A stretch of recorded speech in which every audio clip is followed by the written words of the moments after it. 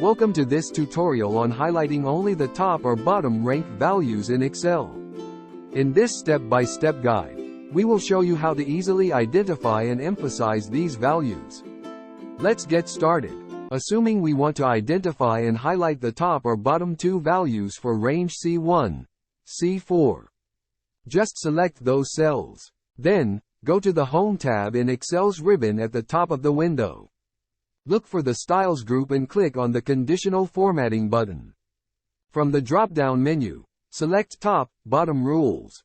This will open a submenu with various rule options. In the Top, Bottom Rules submenu, you can select either the top 10 items or bottom 10 items option, depending on whether you want to highlight the highest or lowest rank values. Excel also offers additional variations, such as top 10% or bottom 10%, allowing you to customize the ranking criteria. You can see a dialog box will appear, asking you to specify the number of items to highlight and the formatting style to apply to those values. As we want to highlight top two values, so enter number 2 at this text box. Then we need to choose one formatting style, such as light red fill with dark red text.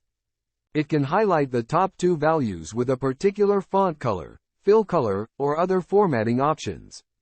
As you make changes in the dialog box, Excel will automatically show you a preview of how the formatting will appear on your selected cells.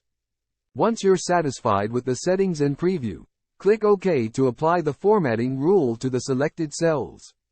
Excel will immediately highlight the top or bottom rank values based on the formatting style you specified.